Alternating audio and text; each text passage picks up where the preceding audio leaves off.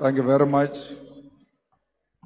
We want to acknowledge the leadership of all political parties that form part of the progressive forces here in Parliament.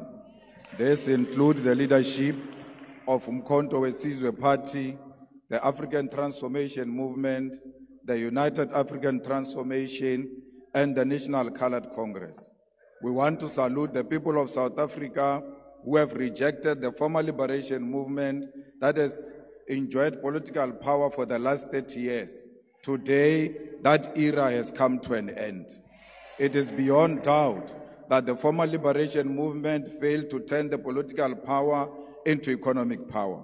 As our forefathers in the liberation struggle in the African continent said, political power without economic power is meaningless. Mr. President, you indeed spoke like a badly wounded buffalo yesterday.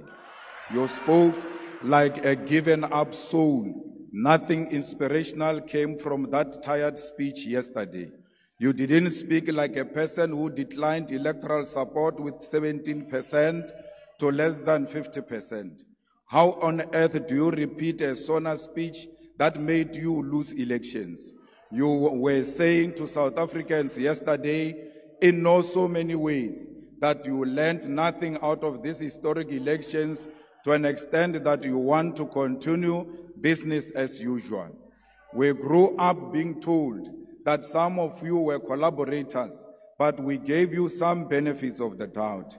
It was said in this house that you personally wrote a letter to the apartheid police accusing your fellow comrades of planting communist ideas in your head, and we refused to believe that story at that time.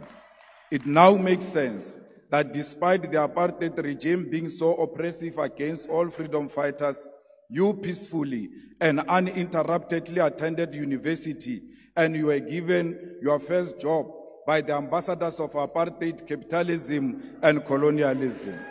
Without a hassle, you bought yourself a first car and a house with the assistance of the Urban Foundation, which was anchored by the Ruperts and the Oppenheimers, while your comrades were sleeping under trees in exile and languishing in jails. We asked ourselves as to how did you form a union of mine workers without being a mine worker? Can't you know? You were the conveyor belt between the workers and the super exploitative mining capitalists in South Africa after the Oppenheimers and Anglo-American had concluded that the mine workers must be organized. Our elders in the struggle have made allegations before in this house that throughout the struggle against apartheid, you were insulated from any form of arrest and harassment by the apartheid system. Towards the end of apartheid, you shockingly placed yourself at the center of the negotiation for the end of apartheid. No one knows how you arrived to be at the center of the negotiations of our liberation. It now explains as to why so many compromises and capitulations were made, leading to a situation where economic power remained in the hands of the white minority. Malema, can you take a seat? There's an order by the Deputy Chief Whip.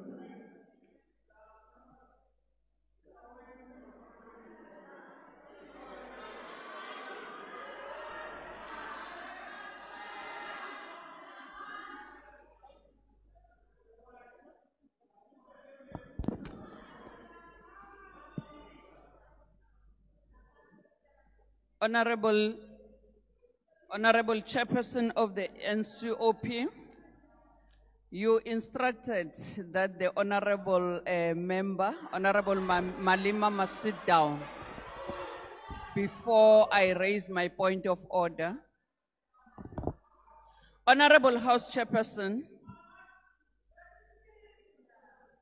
Honorable Chairperson of the NCOP, the Honorable Malema is casting aspersion on the President, on the persona of the President. Can he please bring in a substantive motion to support his statements that he's making in the House? Thank you. Thank you very much, Honorable Chief Whip. The order is sustained. Rules does make provision that if the member imputes improper motive against another member, you may do that by way of a motion, and therefore that has to be substantiated. And therefore, Honorable Malema, can you then proceed with your speech? I see there's another point of order that's been raised on the DA. Withdraw what? Thank you, Madam House Chair. Madam House Chair, I rise on a point of order in terms of Rule 92.10, which indicates that when a point of order is raised during the debate, the member called to order must resume his or her seat, and after the point of order has been stated, the presiding officer by the member raising it, the member raising the point of order must likewise immediately resume his or her seat when she has concluded his or her submission. Madam House Chairperson, can I just get clarity on the fact when the Deputy Chief Whip of the ANC raised the point of order, the member at the podium remained standing, and I would just like your ruling on that. Thank you.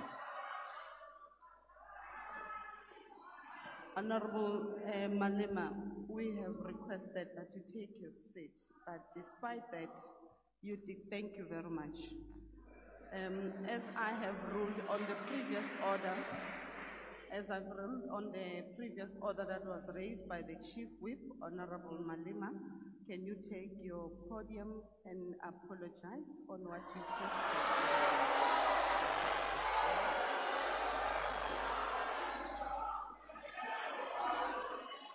The order of I must apologize for not sitting down. Can you take your seat, Honorable Malema? The order was raised with regards to casting aspersions on the President. Can I be allowed time, honorable members? I will then allow you space. Order, honorable members. The order was raised with regards to the honorable member casting aspersions on the President, and accordingly, honorable members, can you please take your seat? I have not recognized you, Honorable Shibambo. Can you please take your seat? I have not concluded.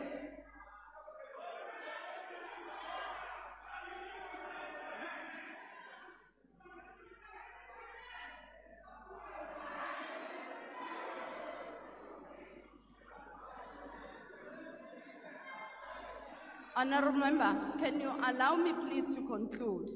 Honorable Malema, you can take the podium, but please, can you please withdraw, or rather not repeat what you have said earlier on as you proceed with your speech? Honorable members, please, can you? Honorable members, honorable members. Honorable Malema, can you sit down? Honorable Shibambo.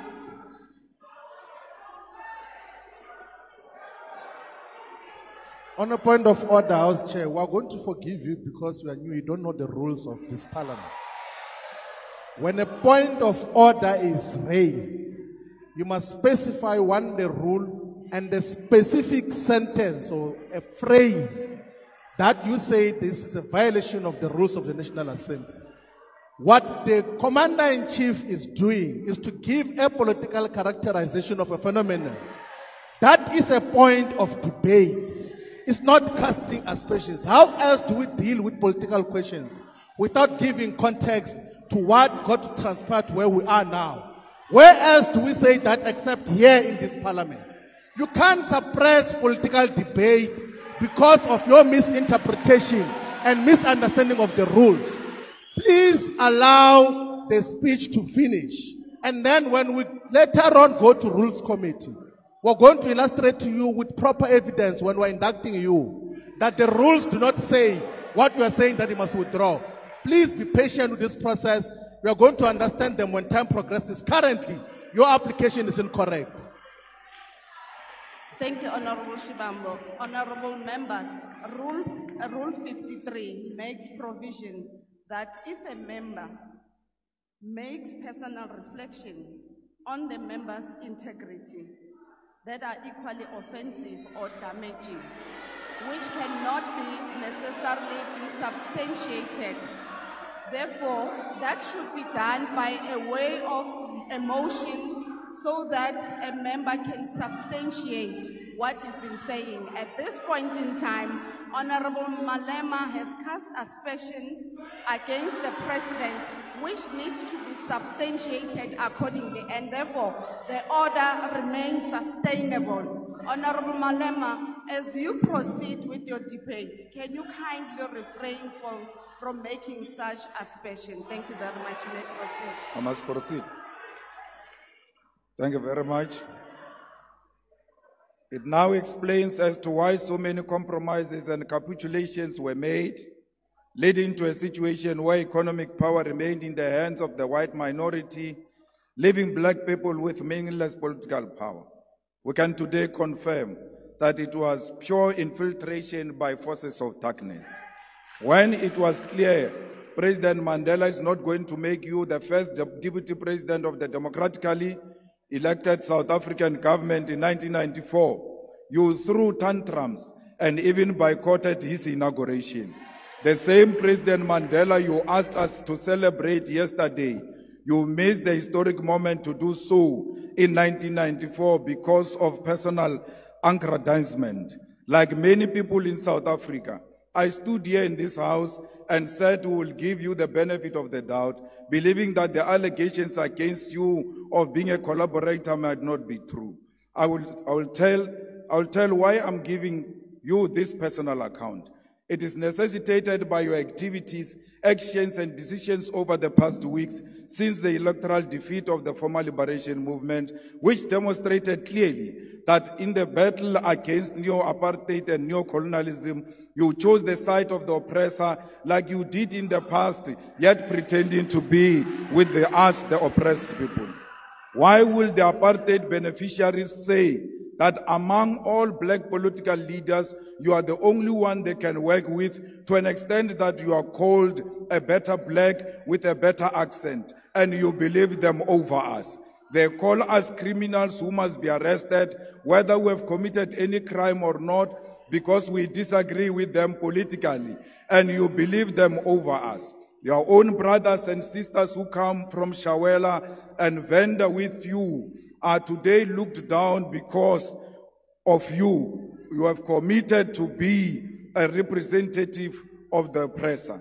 The white capitalist establishment is willing to turn a blind eye to even serious allegations of wrongdoing against you, because through you, they believe that they will perpetuate the exploitation of the oppressed class and reverse the gains of the political freedom attained in 1994. It doesn't matter what you say, but we want to state categorically that the coalition between the Democratic Alliance and the former liberation movement is a sellout position typical of collaborators who sacrifice and compromise the struggle against apartheid and colonialism. White minority arrogance has increased under your term of office. You should have seen them yesterday when you were speaking. It was like you are a true Tabaneka Koko Helen Zille. You boldly take these counter-revolutionary and reactionary decisions because you know you have a full protection of white capitalist establishment.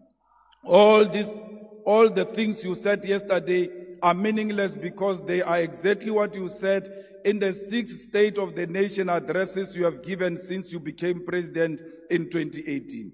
None of the commitments you made during this State of the Nation addresses have been met.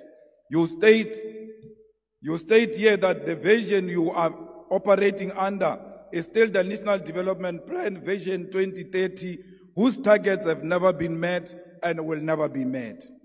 The NDP had targeted to create a certain number of jobs, but joblessness has increased. The NDP target was to reduce unemployment by 14% in 2020, but today unemployment is 32.9% and more than 12 million people are jobless. Even if you meet the target tomorrow, of achieving 14% unemployment. The fact of the matter is you missed the target year. The NDP target was to reduce poverty from 39% by 2030, but poverty today is more than 50%. More people live on poverty under your presidency than any other period in the past 30 years. The NDP target was 10% of the GDP for infrastructure investment, but between 2010 and 2022, public sector infrastructure investment was not more than 5.8%. The NDP target was to grow the economy by an average of 5.4% for it to be practical to achieve any of the NDP goals. But in the past 10 years, the economy has not grown by more than 2%. Mr. President, yesterday you shocked all of us and will never recover from that shock. You said nothing about international relations while we are living in a world defined by shifting global balance of forces. The West, under the guidance and protection of the United States of America, is agitating for a world war, which will be defined by recolonization of the African continent and the global South. And you never said anything about that.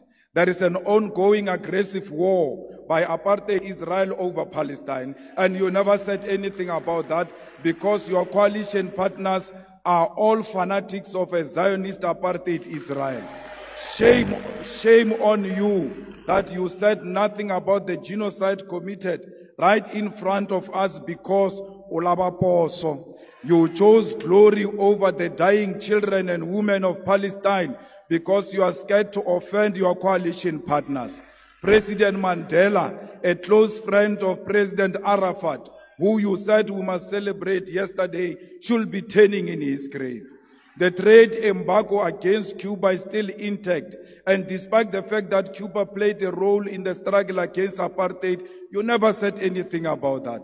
There is instability in the Democratic Republic of Congo, and South African soldiers are dying in that war, and you never said anything about that. There is a real threat of instability in the entire SADC region, and you never said anything about that. There is loss of life in South Sudan, but you had nothing to say about that. The BRICS Forum has been joined by additional countries such as Saudi Arabia, Ethiopia, Egypt, Argentina, Iran, and United Arab Emirates. And you never said anything about how South Africa should maximize these strategic relations to grow the economy. The North Atlantic Treaty Organization, NATO, is agitating for a world war through its admission of Ukraine into NATO alliance, and you never said anything about that. This is happening while South Africa has discovered strategic oil and gas natural resources, which in itself, Minister Mantashe, is a cause for global security. But your president said nothing about that. Even if the global balance of forces does not matter to you, there is nothing tangible you said about the high levels of crime happening in South Africa. In the past year, South Africa had more than 27,000 murder cases, and you never said anything about that. Are we being handed over to the imperialist takeover as South Africa? Mr. President, there are more than 300,000 students who have passed and attained their certificates, diplomas, and degrees, but all universities and universities of technology, huge amounts of money. We must cancel student debt and introduce free decolonized education now. You claim to have created 2 million jobs through your presidential employment stimulus, but there are no additional 2 million jobs that were created since you took office in 2018. And if you want to argue this point, go and argue with Stats SA. Another issue we need to highlight is that Kusile Power Station added an additional 800 megawatt into national grid 2 weeks ago. You never mentioned anything about that. Instead, you chose to mention 256 megawatt of unreliable energy by independent power producers, which was plugged into the grid in the Northwest Province. This is an evidence that in addition of selling fictional buffaloes at Palapala, you are also a salesperson for independent power producers. These independent power producers were at the center of why South Africa experienced perennial load shedding for years until 2 months before the elections. The land which our people desperately needed for human settlement, agriculture, public service, and business was left in the hands of the oppressors. Our people were told about willing buyer, willing seller, in a situation where violence and genocide were used to learn the dispossession of the Khoi, the San, and all indigenous people of our country. We'll amend Section 25 of the Constitution in our lifetime to allow expropriation of land without compensation. South Africa, our country is being traded. We, the progressive forces, need to constitute an alternative radical agenda. Let us do everything in our power to rescue our country from being traded on a silver platter. We call on all workers' movement, civil society, religious leaders, and traditional leaders to reject this grand coalition led by DA under the pretense of the so-called government of national unity. We, as the EFF, will not form part of a factional and a decoy of the so-called national dialogue, which happens after the government has already committed budgets and programs to this agenda. We are not in the business of talk shows. We are in an agenda to realize through economic emancipation of our people, and no matter what it takes, we will never associate with the collaborators and the sell-out agenda of the establishment. Erekele buche nonyana phaku phaku ibiale ile tiyi ari chushike maru a utla bosile motho wa o ba le matric wo asankang aba subjected to a peer review comes here and calls us VBS looters.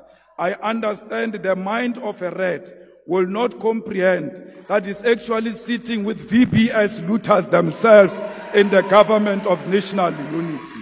The same matriculant is a beneficiary of the loot of 20 billion of Steinhoff that was invested by public investment, by PIC.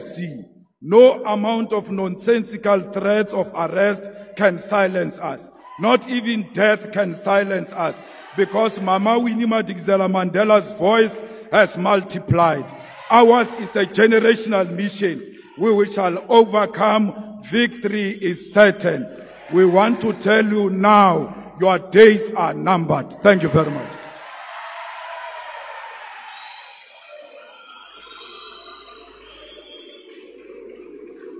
Order, honorable members.